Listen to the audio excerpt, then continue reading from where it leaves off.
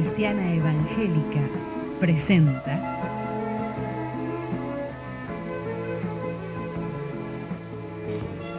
Mirando la Vida, un programa que da respuestas a tus inquietudes.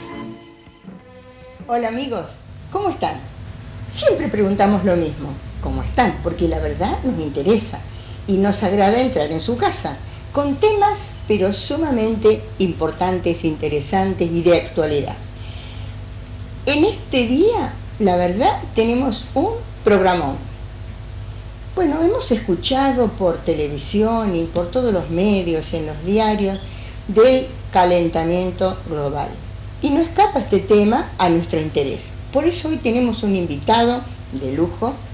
Él es biólogo y se interesa mucho y tiene muchas cosas para contarnos acerca de esto. Él es Néstor Agudelo, pero no solamente biólogo. ¿Qué otras cositas? Bueno, soy docente, he sido un docente universitario, trabajo en el Instituto 120 en formación de profesores, de futuros docentes, y bueno, en secundaria en biología, física y química, esas son mis áreas de trabajo. Pero sobre todas las cosas te interesa mucho todo esto, porque fuera de cámara estuvimos hablando y realmente es un tema sumamente interesante que es lo que quisiéramos transmitir a ustedes. ¿Qué es esto del calentamiento global?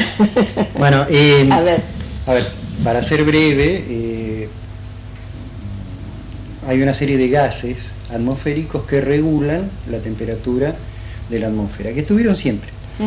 En distintas épocas geológicas ha habido más o menos, y eso ha coincidido con periodos como el Carbonífero de grandes temperaturas, pero eso es una cuestión habitual. La producción se intensifica a partir de la revolución industrial, con el uso de los combustibles. Entonces eso va incrementando la cantidad básicamente de dióxido de carbono en el aire, y eso funciona como si fuera el vidrio de un invernáculo. Permite que la energía luminosa entre, pero cuando es devuelta en realidad al espacio, queda trabada y va calentando lentamente.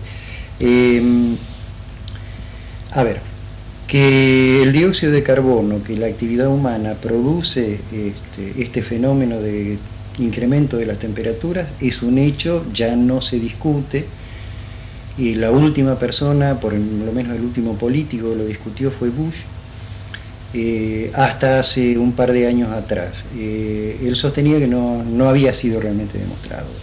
Las declaraciones del 2007 dice que en realidad él no adhiere ni al protocolo de Montreal ni al protocolo de Kioto a raíz de no atenuar la producción fabril, la producción industrial. O sea que ya nadie en el mundo lo niega. El cómo sucede, bueno, prácticamente está en los manuales de primaria, o sea, no quiero mucho indagar en esto. Bueno, mira, más o menos ahora tenemos una idea, pero consecuencias. Digamos, las consecuencias son raras de entender, voy a tratar de ser lo más breve posible.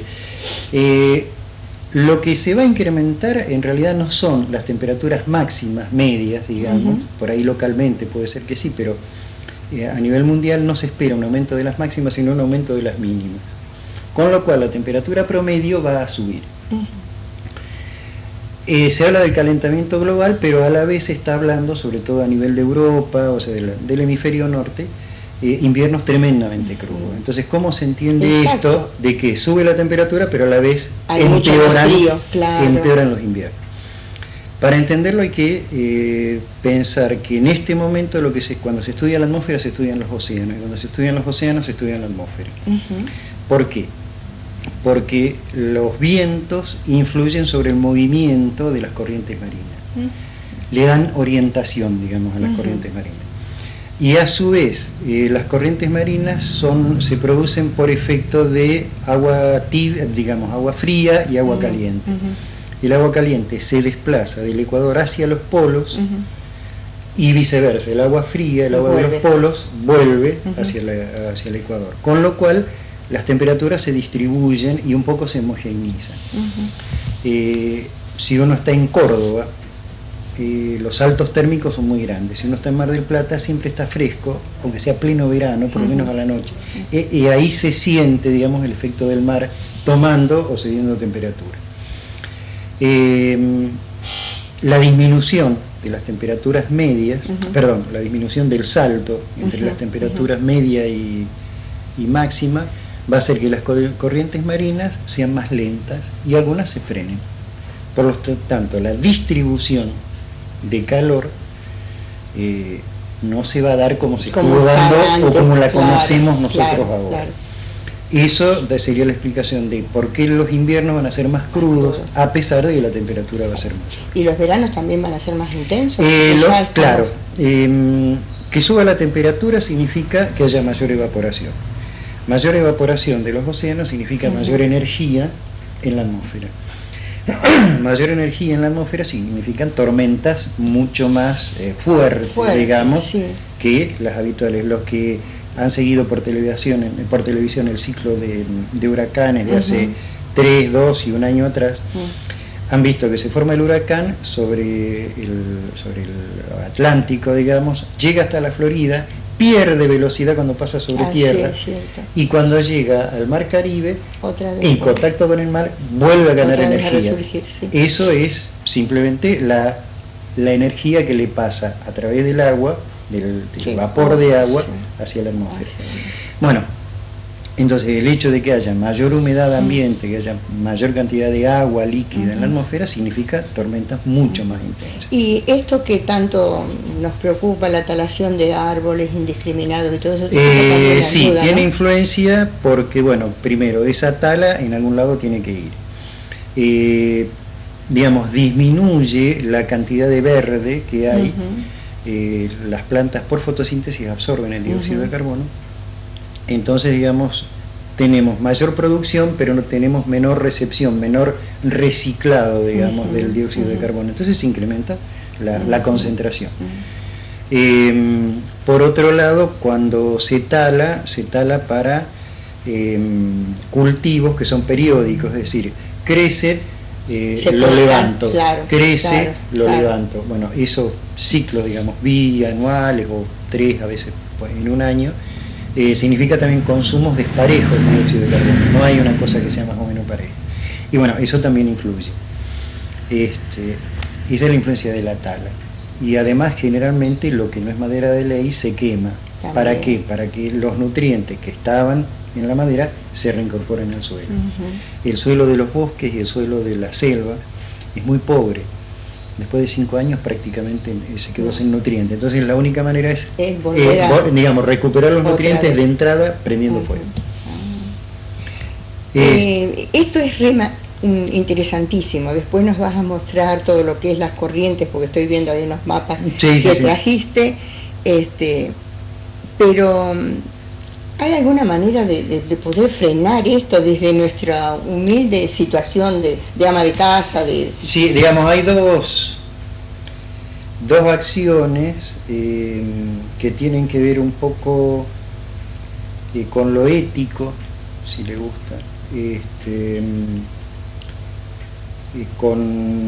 digamos, yo creo que más que nada tiene que ver con la dialéctica que se establece con la naturaleza, el grado de respeto que uno puede llegar a tener a la naturaleza. O sea, por eso digo que es más que nada ético. Que sería, bueno, 2 tipos de acciones, una de tipo preventiva y otra de tipo paliativa. Las preventivas serían, bueno, disminuir la emisión de gases tipo dióxido de carbono, tipo metano, reemplazando las fuentes de energía por fuentes de energía que no lo produzcan. Puede ser energía eólica, puede ser energía solar, por lo menos. Pero todavía eso no está a nuestro alcance. Está a nuestro alcance. ¿Sí? De hecho, la pista de pruebas de los molinos generadores de energía está en la Patagonia. Los hacen en Holanda y los hacen... ¿Cómo se llaman? Digamos, ventiladores de energía eólica, son molinos en realidad. Pueden ser molinos, que es lo que uno está habituado, o bien turbinas, son 2 álabes nada más sostenidas por un eje. Y los vientos de la Patagonia son ideales, pues son los más fuertes del mundo. Entonces, tanto alemanes como holandeses vienen, los prueban acá, los perfeccionan acá y los devuelven. Nosotros tuvimos algunos ensayos que quedaron en agua de borrajas, pero hubo 2 generadores que andaban muy bien y simplemente nunca hubo intención política, aparentemente, o de darle curso para... De darle curso. Claro. De cualquier manera, en el sur sé que hay algunas granjas que alimentan pueblos. La otra sería, bueno, con los inconvenientes que tiene la energía hidráulica, con los inconvenientes que tiene, que a mí tampoco me convencen mucho, la energía atómica como fuente de electricidad, que sería la energía más limpia que podemos llegar a disponer y más barata para transportar. Otra cosa que también hace un tiempito hicimos un programita y nos decían, ¿no? Los desechos, las bolsitas y todo eso, que bueno, no tiene nada que ver con el calentamiento global, pero sí tiene que ver con la tierra y con, a lo mejor... claro, pero eso otra vez, depende de cómo se maneje. Por ejemplo, las cubiertas de los autos. Las cubiertas de los autos son un problema en cualquier lugar del mundo. Hay lugares donde se echan al mar. Tienen una ventaja, son biodegradables, pero muy lentamente biodegradables, son poco contaminantes y tienen una ventaja. Se transforman en lugares que pueden ser conquistados por cangrejos, por peces, camarones, pulpos. Entonces, precisamente, manera, claro, es beneficioso. Se incrementa la población de esos animales, claro, porque aumenta el refugio, digamos, no son lugares tan planos. Tiene el efecto de un arrecife, digamos. Hay maneras, hay paliativos para algunos, que inclusive, digamos, pueden llegar a ser positivos. Sí, el tema de las bolsas, de todos los plásticos que son muy poco biodegradables, si no son utilizados como refugio, no tienen ninguna utilidad, digamos. Entonces, bueno, sí, se transforman en un problema. No sé si es un problema que podremos hablar de contaminación, pero sí en un problema serio, a largo plazo. Y la basura de las ciudades es un problema gravísimo, también, pero eso debido a la aglomeración, ¿no? O sea, una redistribución de la población sería ideal, pero para eso las condiciones socioeconómicas tendrían que ser distintas. Claro, tendría que ser distintas. Realmente, bueno, y un consejito entonces sería... de alguna manera ser conscientes. Nosotros ser prudentes en el uso de la energía eléctrica, ser prudentes en el uso del gas, en el uso de los combustibles. Prudentes, ¿qué quiero decir? Si me puedo mover en bicicleta y me puedo mover en moto, prefiero en bicicleta. Si me tengo que mover solo en auto o en moto, bueno, mejor me muevo en moto. Si me puedo movilizar con tren o colectivo, mejor, porque somos muchos. O sea, todo eso significa una disminución del consumo de energía, pero además una disminución de la producción de gases contaminantes. Y la otra, yo creo que la solución pasa por la educación, ir forjando una nueva generación con una dialéctica diferente con la naturaleza, con una relación, digamos, diferente con la naturaleza, un poco más respetuoso, no tan soberbio, digamos, en el uso, como que tenemos que conquistarla porque sí. Bueno, realmente es interesantísimo todo esto. Tiene muchísimo más, pero nuestro tiempo es breve. Pero bueno, nos ha aclarado un montón de cosas. Y después algo más nos va a hacer en los dibujos de las corrientes de agua y todas esas cosas que realmente nosotros no sabemos, pero que son muy importantes. Néstor, muchísimas gracias. Muchas gracias por y en algún otro momento te vamos a buscar para que nos hables otro poquito más. ¿Cómo no? Espérennos, ya volvemos.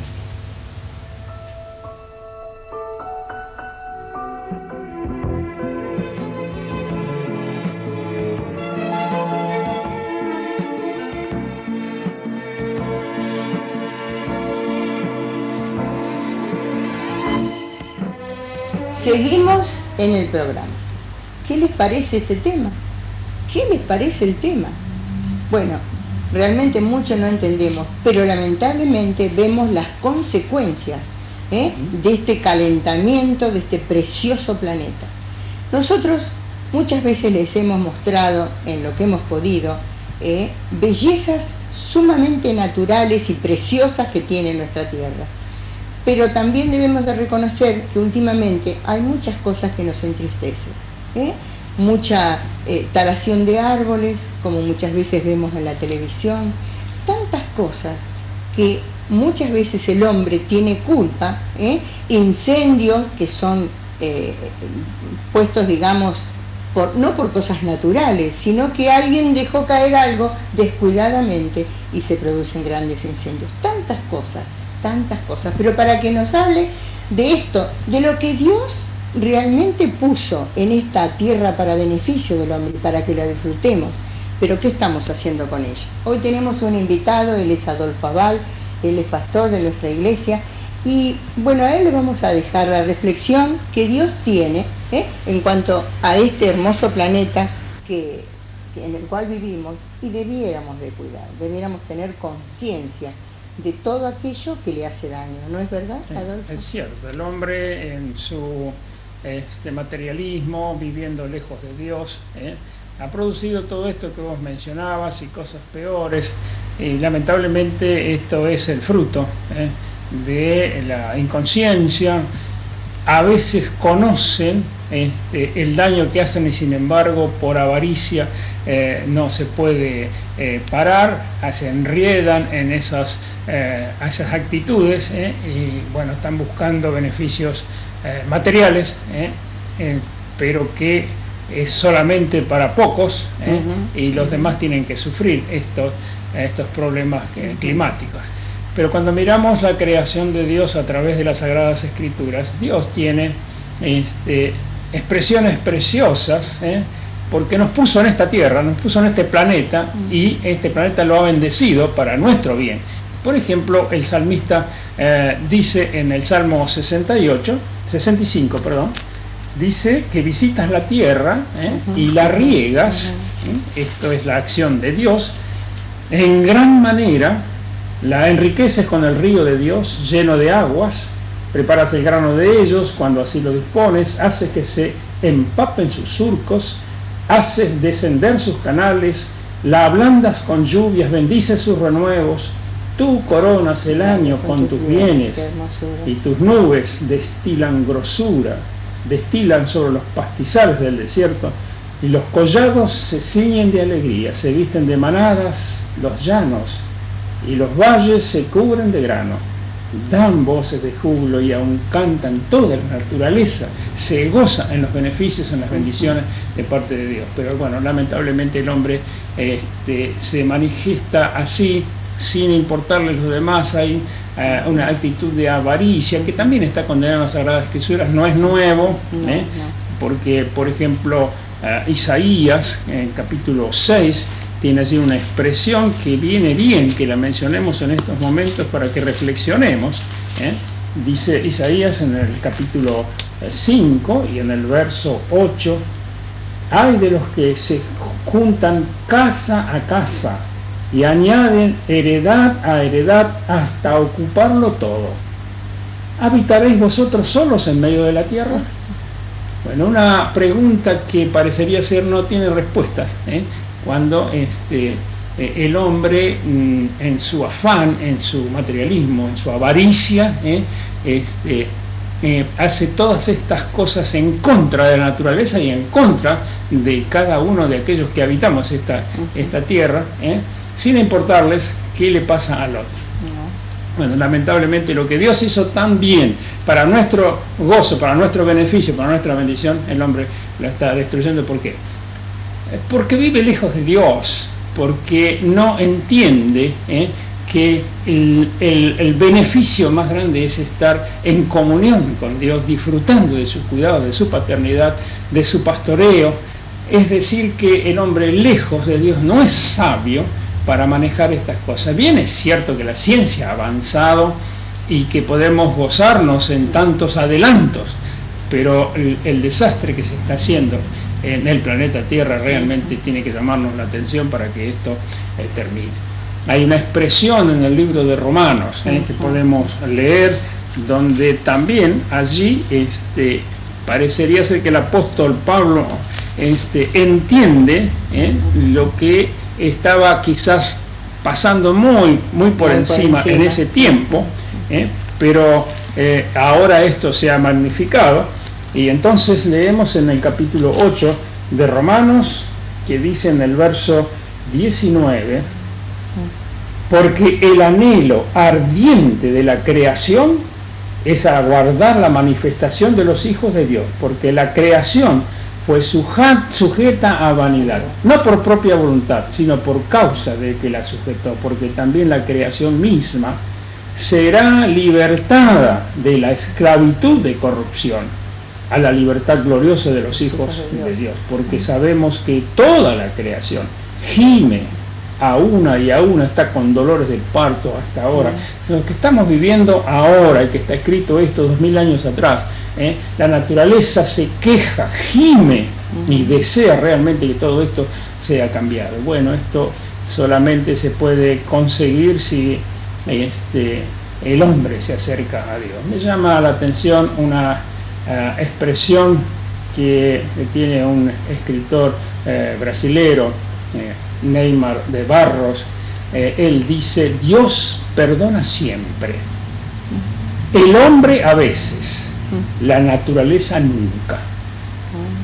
Así que es para reflexionar todo el mal que hacemos a la creación de Dios, por esta avaricia, por este materialismo. Bueno, la naturaleza devolverá en frutos de acuerdo a la semilla que hemos sembrado, y esto es lo que estamos viendo ahora. Pero bueno, sería bueno que reflexionemos, y aquellos que pueden ayudar a que tengamos una casa mejor, estamos destruyendo nuestra casa, piensen que Dios esto lo hizo para bendición y el hombre lo está llevando para maldición. Así que necesitamos realmente volver a la palabra del Señor, hacer de esta palabra algo precioso para nuestras almas, y ver que todo lo que Dios ha hecho, todo lo que Dios ha creado es para bendición. Y en el terreno espiritual, porque todo esto tiene que ver con lo material, en el terreno espiritual pasa exactamente lo mismo. ¿Cuántos desastres hay en las vidas de los seres humanos, en la vida de la familia, en la vida de la sociedad? Bueno, cuántas tormentas y vientos contrarios, la sociedad que también se desintegra, una familia que se desintegra. Bueno, también en esto tenemos que hacer énfasis, tienen que volver al Señor. El Señor hizo la familia, Él es creación de Él, el matrimonio, la familia para bendición. Pero bueno, cuántos desastres, el hombre lejos de Dios, sin aceptar la comunión con Dios y su consejo a través de la palabra, cuánto desastre. Lamentablemente a nivel espiritual también tenemos que hablar de eso. Por eso el hombre en su pecado se ha olvidado de Dios, vive como le parece, como le da la gana, y lamentablemente, bueno, los resultados son bastante desastrosos, como son desastrosos los resultados en la creación de Dios. Así que yo diría que se necesita reconocer que somos pecadores, que necesitamos realmente de la gracia, de la misericordia de Dios, para que podamos vivir con libertad, con gozo, con alegría, en la compañía de nuestro Padre. Exactamente. Así que cierto es que la naturaleza está siendo castigada por el hombre, pero también el pecado castiga al hombre porque cosecha lo que siembra. Cristo solo puede cambiar. Exactamente. Qué cosa, ¿no? Con dolor vemos tantas cosas, porque hoy justamente estábamos comentando, ¿no?, que a veces el hombre o la mujer se aferra a los bienes materiales con una fuerza como que, pero todo esto es perecedero. Hablábamos de eso mismo, viene una inundación, viene un incendio que por allí y arrasa con todo, con toda esa fuerza, y nos quedamos sin nada. Pero los que tenemos la fe puesta en este Dios creador y sustentador de esta bendita tierra, tenemos un lugar en el cielo. Así que si todo esto desaparece, bueno, nosotros vamos a habitar. ¿Cuántas veces le hemos hablado del cielo? Ese lugar que Dios está preparando para aquellos que ponemos nuestra fe y nuestra confianza en Él, y que algún día habitaremos. Y allí sí que no habrá inundaciones ni fuegos, y realmente no va a haber pecado, porque ningún pecado podrá entrar en aquel lugar. van a ir únicamente los que estén lavados y limpios por la sangre preciosa del Señor Jesucristo. Adolfo, muchas gracias. No, podríamos seguir hablando más de esta el tema es creación muy largo, por supuesto, maravillosa de bueno, Dios. Esperamos que nuestros televidentes pongan atención, especialmente el consejo de la palabra del Señor, para que reciban a Cristo como a su Salvador y vos hablabas de un cielo, de un lugar hermoso, de un país maravilloso, bueno, donde no hay llantos, lágrimas, no hay enfermedad y no hay muerte. ¿Cuántos beneficios para aquellos que ponen la fe en Jesús? Y esas son promesas de Dios, y las promesas de Dios son en Él sí y en Él amén. Le pone la firma y se cumple. Será hasta nuestro próximo programa, si Dios, el dueño de nuestra vida, permite que lo hagamos.